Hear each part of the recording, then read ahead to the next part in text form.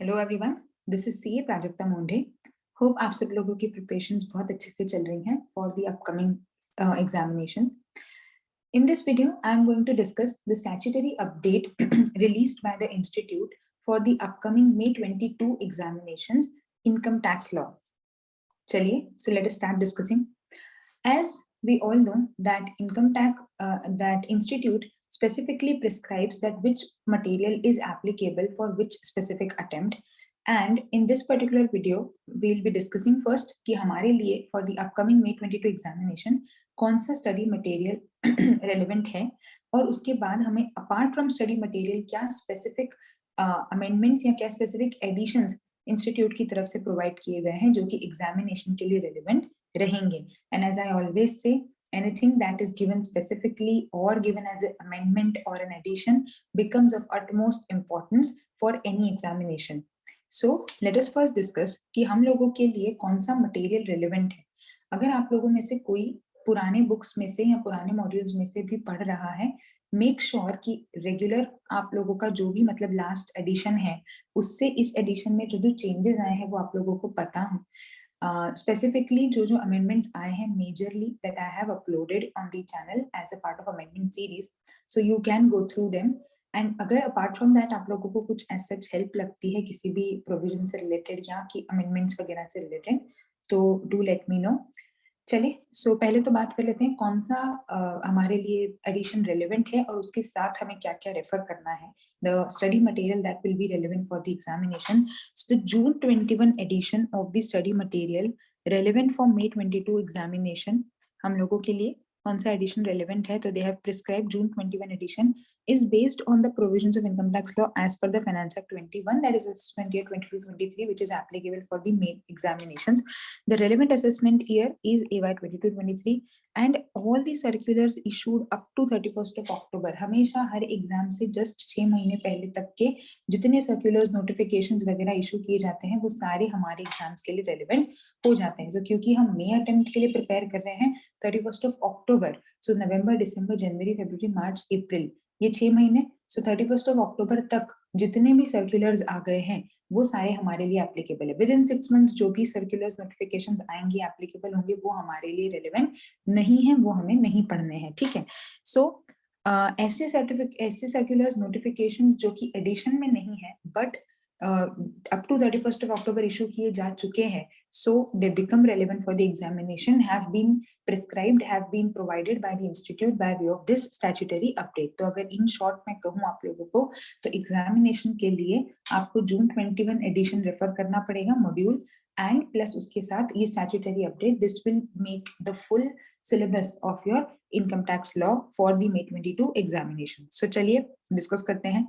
पहला आपको प्रोवाइड किया गया है chapter 7 capital gain. Capital gain में computation of fair market value of capital asset. इसमें एक मेजर चेंज आया है स्लम सेल में कि हम जो सेल कंसिडरेशन कैलकुलेट करते थे अब उसको कैलकुलेट करने का प्रोसीजर काफी चेंज हो गया है. अगेन स्पेसिफिकली स्लम सेल पर भी एक मैंने अलग से लेक्चर रिकॉर्ड करके प्लस उसमें हम लोगों ने क्वेश्चंस भी सॉल्व करे हैं, सो वो भी आप लोग गो थ्रू करके देख सकते हैं. I will share the link along with this video. So क्या बोला है अपने को यहाँ पर, in relation to capital assets being an undertaking or division transferred by way of slum sale, fair market value as on the date of transfer calculated in the prescribed manner shall be deemed to be the fair market full value of consideration. तो for calculating capital gains in the case of slum sale जो हम sales consideration लेते थे अभी तक उसमें change हुआ है, वो यहाँ पर हमें प्रिस्क्राइब किया गया है कि हमें दो अलग अलग फेयर मार्केट वैल्यूज कैलकुलेट करनी होती है. Fair market value of the assets transfer and fair market value of the consideration. इन दोनों में से जो बड़ा वाला फिगर आएगा मतलब which ever is higher, the fair market value which ever is higher will be deemed to be the full value of consideration. So directly अब से क्वेश्चन ऐसे नहीं होंगे कि हमें डायरेक्टली कंसिडरेशन दे दिया है that the undertaking is transferred by way of slum sale for rupees 14 lakh 15 lakh, ऐसा क्वेश्चन नहीं आएगा. हम लोगों को कंपेयर करनी है दो fair values. Fair market value एक जो असेट्स हमने दी उसकी, दूसरा जो हमको मिला है बदले में उसके. दोनों में से जो फेयर वैल्यू बड़ा आएगा that is to be treated as the full value of consideration. ठीक है. सो ये हम लोगों को इस नोटिफिकेशन में स्पेसिफिकली प्रिस्क्राइब किया गया है. चलिए अब आगे चलते हैं, advance tax, TDS and introduction to TCS. Majorly हमारा जो सारा पोर्शन है वो इसी चैप्टर से रिलेटेड है। सबसे पहला, notification of specified bank and manner of computing total income and deducting tax under 194P। 194P section हम लोग सब जानते हैं, हम सब लोगों ने पढ़ा है कि अगर सीनियर सिटीजन है और स्पेसिफिक रेट से टीडीएस अगर डिडक्ट हो चुका है तो उन्हें रिटर्न फाइल करने की रिक्वायरमेंट नहीं रहेगी। तो क्या प्रोविजन है पूरा टीडीएस से रिलेटेड, उसका क्या इम्प्लीकेशन है या क्या उसमें और नोटिफाई कर दिया गया है, वो हम देख रहे हैं अभी।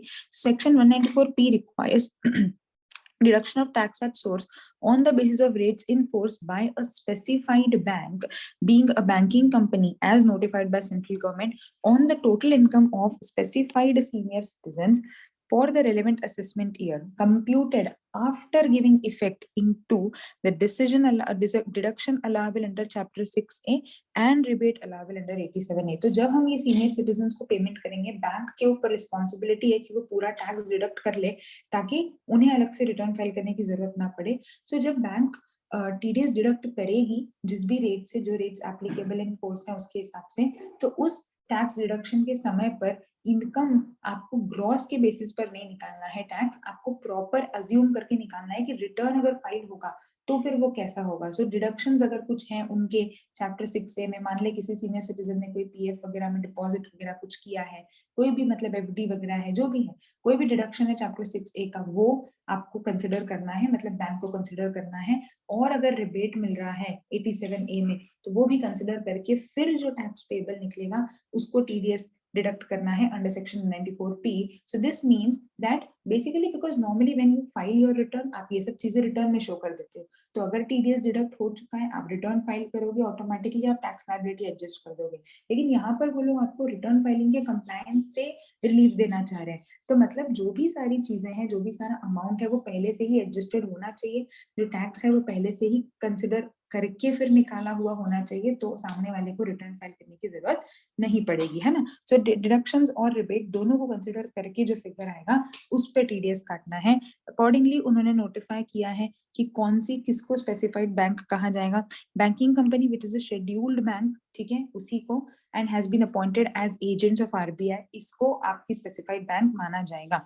A specified senior citizen is exempted from filing his return of income for the assessment year relevant to the previous year in which tax has been deducted under section 194P।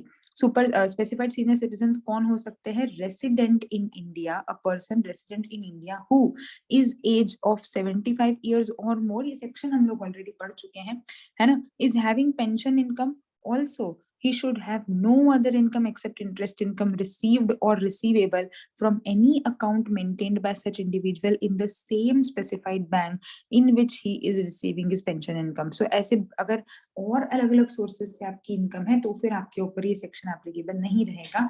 Having pension income और इसके अलावा interest income वगैरह है अगर, वो भी उसी bank में है, वहीं से है, मतलब बेसिकली उसी सोर्स से इनकम जनरेट हो रही है जहां पे टैक्स डिडक्ट हो रहा है, उसके अलावा किसी और जगह से आपको इनकम जनरेट नहीं हो रही है तो ही आपके ऊपर एप्लीकेबिलिटी है, अदरवाइज नहीं रहेगी। मतलब अगर अदरवाइज आपको रिटर्न फाइल करना पड़ेगा तो फिर आप पे नॉर्मल रेगुलर प्रोविजंस लग जाएंगे।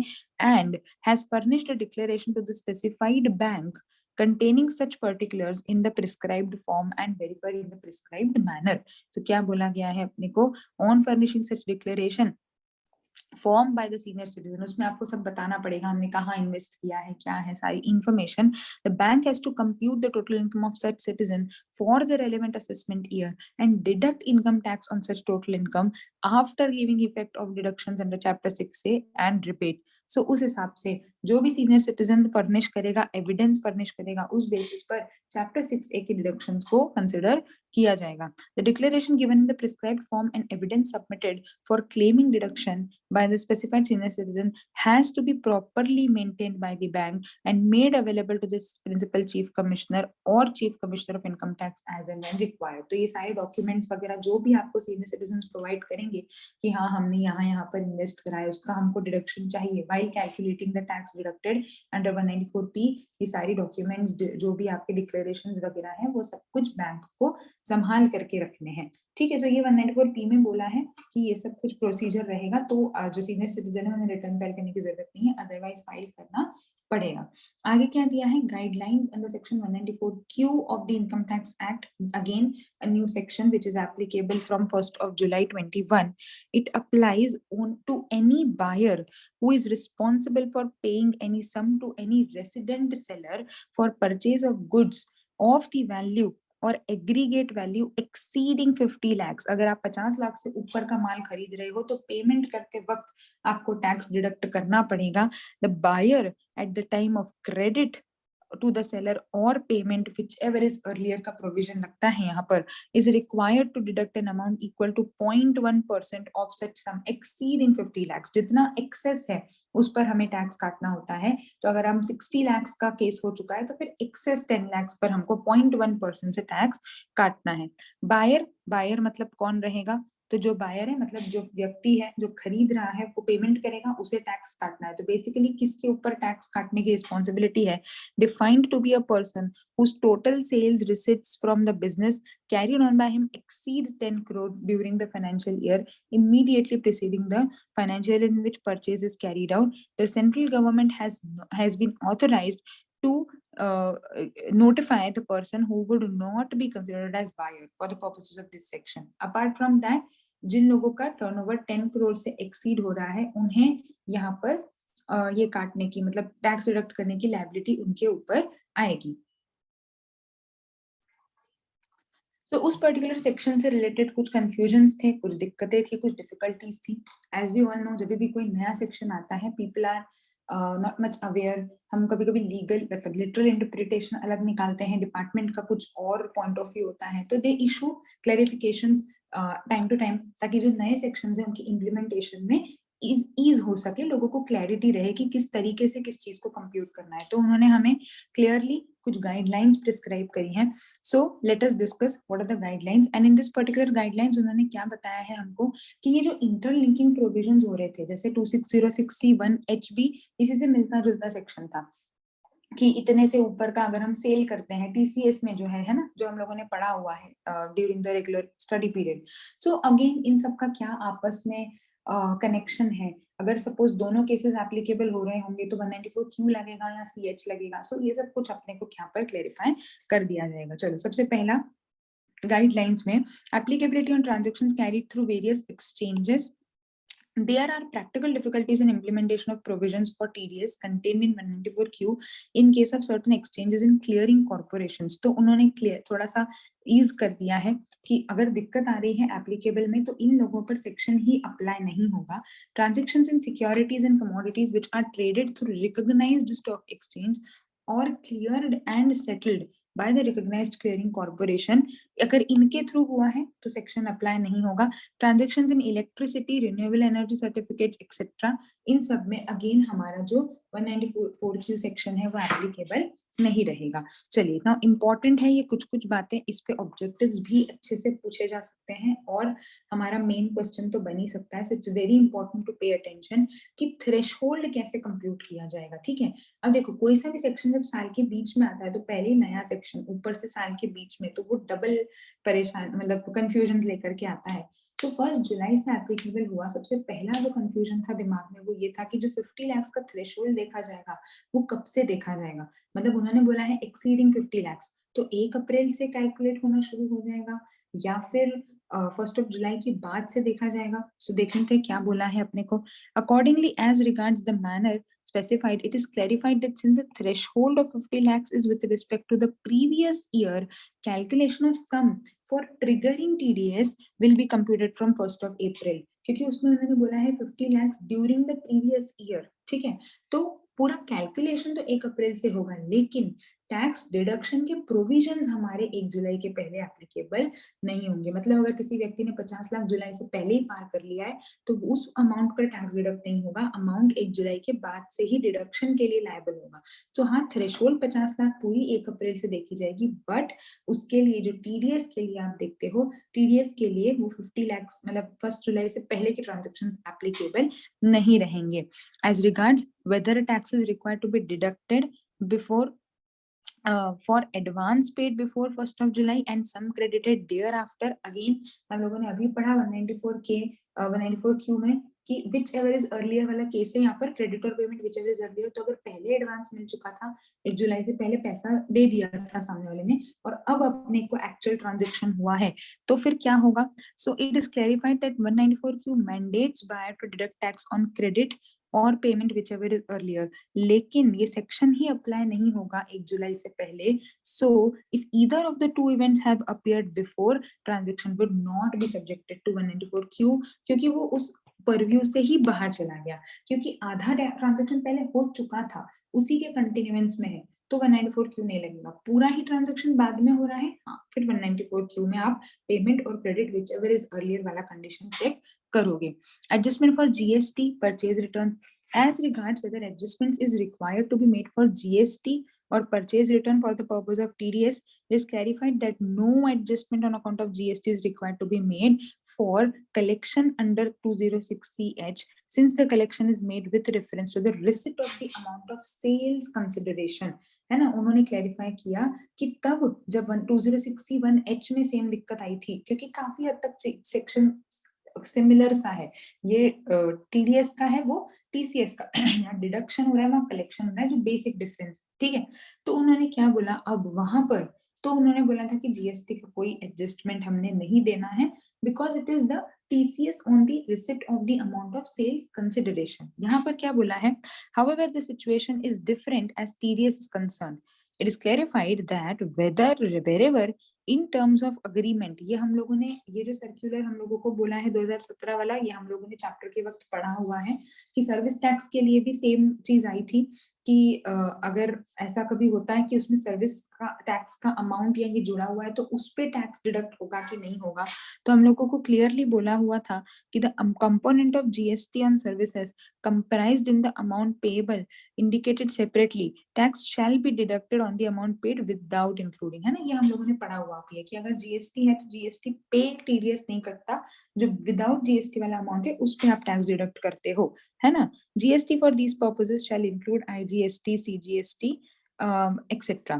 Accordingly, with respect to under section 194Q, it is clarified that when tax is deducted at the time of credit of amount in the account of seller and in terms of agreement of contract, the component of GST is indicated, the tax shall be deducted without including such GST. तो मतलब GST पे आप tax deduct नहीं करेंगे. However, if tax is deducted on payment basis, because the payment is earlier, the tax would be deducted on the whole amount, as it is not possible to identify that payment with GST component to be invoiced in future. तो exactly हम GST component compute नहीं कर सकते, अलग अलग नहीं कर सकते। तो अगर 194Q में पेमेंट पहले हो रहा है तो पूरे पे ही आप डिडक्ट कर लोगे, उसमें GST का एडजस्टमेंट नहीं करते आएगा, क्योंकि जब तक फुल एंड फाइनल इनवॉइसिंग नहीं हुई है, जब तक फुल एंड फाइनल आपका अमाउंट नहीं हुआ है, तब तक आप उस पे जीएसटी का सही कंप्यूटेशन नहीं कर सकते। So again this is very very important, ये सारे सर्कुलर बहुत इंपॉर्टेंट है। टीडीएस हमेशा से काफी इंपॉर्टेंट चैप्टर रहा भी है इंस्टीट्यूट की तरफ से एग्जामिनेशन के लिए, लाइक बनता ही बनता है क्वेश्चन वाला बात है टीडीएस से। और इस बार और उसमें इतने सारी चेंजेस हैं, प्लस इतना उन्होंने स्टैट्यूटरी अपडेट में उसे इंक्लूड किया है। इट्स वेरी वेरी इंपॉर्टेंट, आप खुद भी एक बार इसे गो थ्रू करके देखें, बहुत इंपॉर्टेंट है ये आने वाले एग्जामिनेशन के लिए। Further with respect to purchase return, अगर आपने खरीदा था, परचेज रिटर्न हो रहा है, तो अब सवाल फिर वही उठता है कि टीडीएस का क्या, तो क्या होगा, TDS is to be deducted credit whichever is earlier, thus before purchase return happened, tax must have been already deducted. Payment पे तो आप रुके नहीं हो, अगर आपका प्रोविजन होता कि taxes to be deducted at the time of payment, तो एक ऑप्शन था कि हाँ हमने खरीदा है, वापस कर दिया है, अभी पेमेंट नहीं हुआ है, तो अभी बराबर ही टैक्स कट जाएगा। लेकिन अगर आप ऑलरेडी टैक्स काट चुके ही होगे, अगर creditor payment whichever is earlier, तो जब आपके पास गुड्स आए, क्रेडिट तो हो चुका था, तो क्रेडिट के समय पे टैक्स तो डिडक्ट हो ही चुका है। If that is the case and against this purchase return the money is refunded by the seller, then this tax deducted may be adjusted against the next purchase. No adjustment is required if the purchase return is replaced. अगर सामने वाले ने पैसे वापस कर दिए तो एक तरीके से हमने ज्यादा टैक्स काट लिया है, आगे हम एडजस्ट कर देंगे। अगर उसने रिप्लेसमेंट दे दिया है गुड्स के बदले में, तो फिर आपको कुछ भी करने की जरूरत नहीं है, क्योंकि बात फिर वहीं आकर के सेटल हो गई ना, रिप्लेस हो गया good. Whether non-resident can be a buyer, तो क्या लिखा है उन्होंने, 194Q shall not apply to a non-resident whose purchase goods from seller resident in India is not effectively connected with the permanent establishment of such non-resident. For the purposes, permanent resident shall mean to include a fixed place of business through which the business of the enterprise is wholly or partly carried out. ठीक है, तो इसे permanent establishment कहा जाता है. चलिए आगे देखते हैं. Whether tax to be deducted when a seller is a person whose income is exempt, जो दे रहा है उसकी इनकम exempt है, तो फिर टैक्स काटा जाएगा क्या? तो उन्होंने क्लैरिफाई कर दिया, the provision would not apply on purchase of goods from a person whose is a person is exempt from income tax. Similarly, 2061H, it is clarified that the provisions would not apply to sale of goods to a person being a buyer who is a person exempt from income tax. The above clarifications would not apply if only part of income is exempt. अगर पूरा 100% exempt है तो लगेगा कि क्योंकि भाई tax ही नहीं देना है सामने वाले को तो हम टैक्स डिडक्ट भी क्यों ही करें, तो वो उस केस में 100% का पर 100% एग्जेम्पशन होना जरूरी है.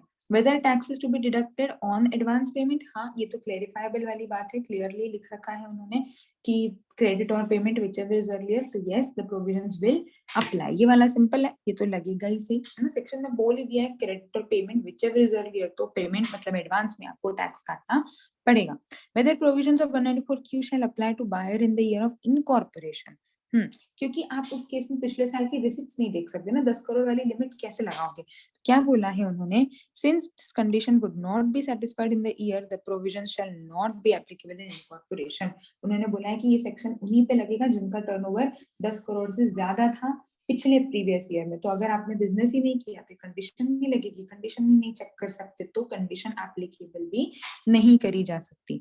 Whether provisions of section 194Q shall apply to buyer if the turnover is 10 crore or less.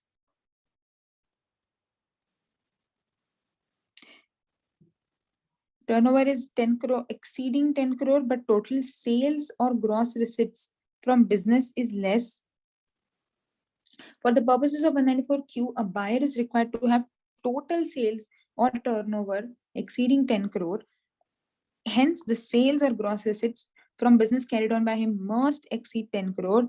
अगर नॉन बिजनेस एक्टिविटी की कोई रिसिप्ट है तो उसको ऐड करके आप 10 करोड़ चेक नहीं करते हो. बिजनेस रिसिप्ट्स आपकी 10 करोड़ होनी ही चाहिए, तो ही आपका मतलब 10 करोड़ एक्सीड होनी चाहिए तो ही ये सेक्शन आप पर अप्लाई होगा. अदरवाइज अगर नॉन बिजनेस एक्टिविटी और बिजनेस एक्टिविटी के अकाउंट को जोड़ करके हमारा अमाउंट 10 करोड़ पार हो रहा है तो फिर ये एप्लीकेबिलिटी नहीं आएगी. Now there are some of the cross applications, क्योंकि 194O, 206C, 194Q ये सारे कुछ चीजें इसमें मैच होती है, तो उन्होंने कुछ हमें क्रॉस एप्लीकेशन दिए कि कब कौन सा सेक्शन लगेगा, वो उन्होंने क्लेरिफाई करके दिया है. तो देख लेते हैं चलिए कि क्या बोला है हमको. Verification of how section 194Q, 60H and 194Q shall apply on the same transaction. 194O3, a transaction in respect of which tax has been deducted by the e-commerce operator or which is not liable to deduction of tax under subsection 2 shall not be liable to deduction of tax under any other provision. Under the second provision to 206CH, provisions of this subsection shall not apply. If the buyer is liable to deduct tax under any other provisions on the goods purchased by him from the seller and has deducted such tax.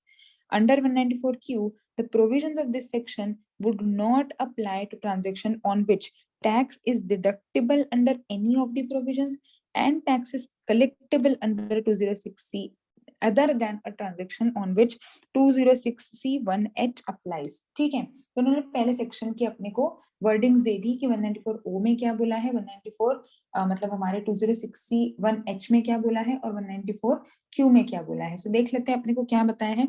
After conjoint reading of these provisions it is clarified if tax has been deducted by e-commerce operator 194O including transactions on which tax is not deducted on account of 194O2, that transaction shall not be subjected to TDS under section 194Q.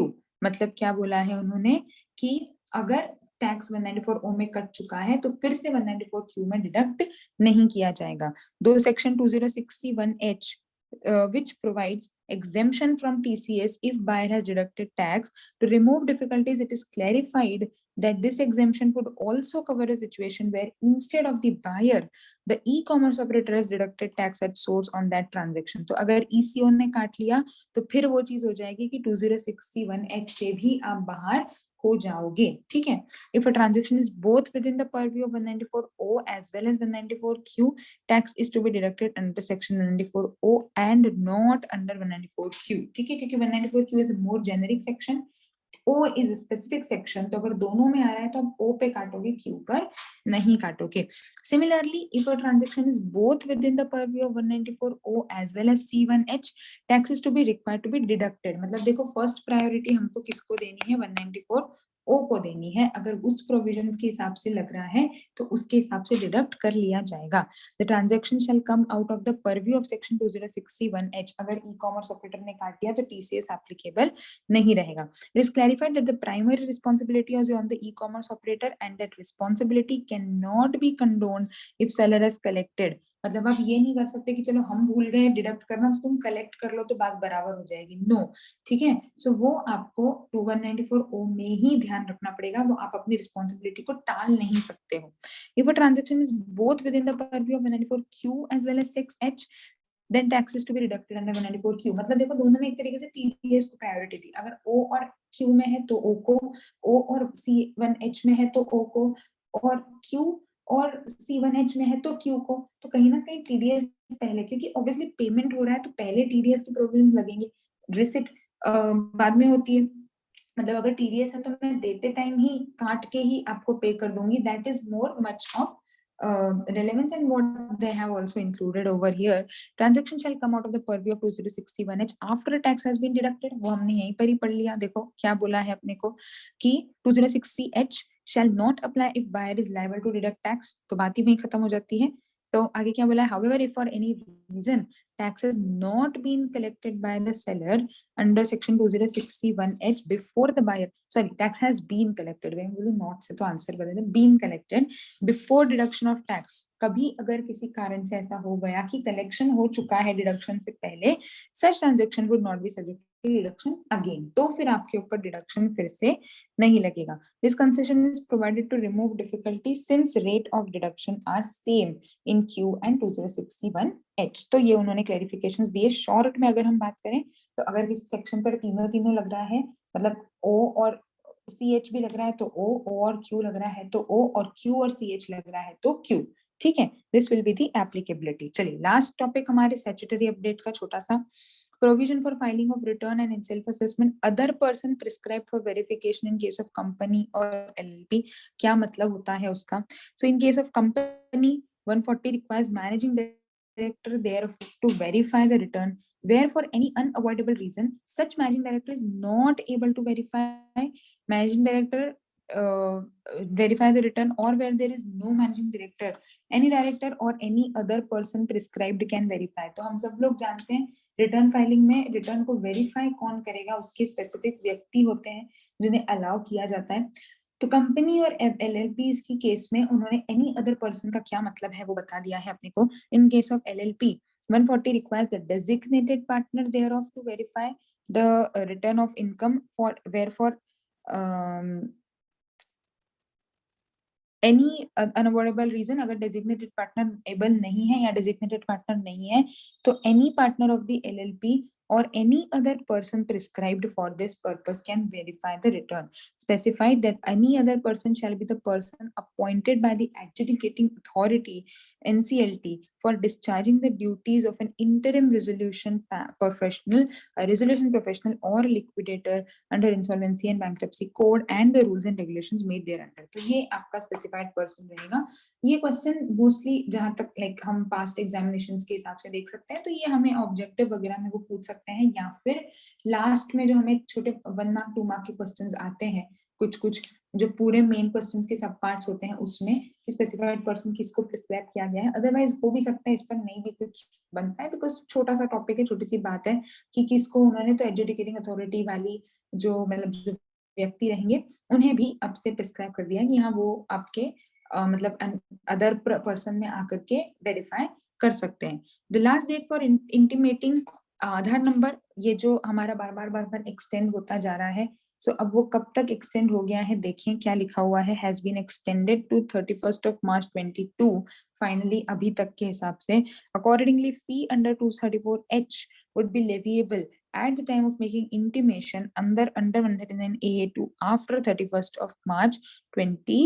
तो अभी तक तो 31st मार्च तक छूट हो गई है, 31st मार्च के बाद अगर आप करते हो तो फिर वो जो फीस है 234H की वो आपके ऊपर एप्लीकेबल रहेगी। उसी के साथ उन्होंने स्पेसिफिक मॉड्यूल के पेजेस भी रेफर करने के लिए कह ही दिए हैं, मॉड्यूल तो हम कवर कर भी चुके हैं, तो उस पे हम अभी फिर से आप चाहे तो रेफर भी कर सकते हैं। सो बेसिकली स्टैट्यूटरी अपडेट उन्होंने प्रोवाइड किया है, एज मे अटेम्प्ट है तो बहुत ज्यादा चेंजेस नॉर्मली आते नहीं है, क्योंकि हमारी मॉड्यूल ऑलरेडी अमेंड हो चुकी होती है। कुछ अगर इसके बीच में थोड़े बहुत मॉड्यूल से लेकर के 31 अक्टूबर तक अगर कुछ स्पेसिफिक चेंजेस आते हैं तो डिपार्टमेंट मतलब इंस्टीट्यूट उसको इशू कर देता है, अदरवाइज ऐसे बहुत मेजर चेंजेस तो कभी भी नॉर्मली मे अटेम्प्ट के पहले नहीं आते हैं मटेरियल के बाहर, ठीक है। So material you should be very well knowing that which material is applicable for you, तो जून 21 एडिशन आप लोगों के लिए एप्लीकेबल है।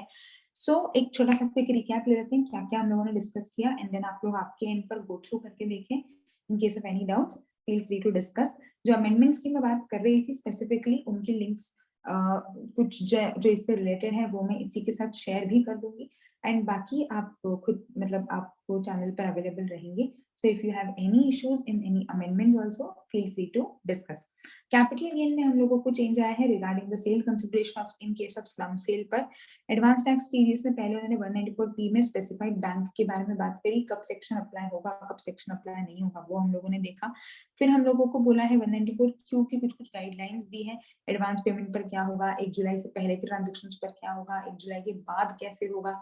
सो ये कुछ बेसिक उन्होंने कंडीशंस क्लियर करके दे दी, जो लोगों को दिक्कतें आ रही थी, इश्यूज आ रहे थे, वो उन्होंने क्लेरिफाई कर दिया। इसके बाद उन्होंने अपने को ये बता दिया है कि अगर तीनों साथ-साथ में हो रहे हैं कि ओबी, क्यूबी और C1H बी, तो कब किसको प्रायोरिटी दी जाएगी, कब कौन सा सेक्शन अप्लाई होगा, वो उन्होंने क्लियरली अपने को प्रोवाइड कर दिया है। लास्टली अदर पर्सन स्पेसिफाइड में कंपनी और एलएलपी की केस में एक व्यक्ति को क्या कर दिया है, ऑथराइज कर दिया है for verifying the return of income. Last date has been extended from again 1st of March to चलिए. So with this, we complete the discussion of statutory update. Just go through the document once, and in case of any difficulties, feel free to discuss. All the best for your examinations.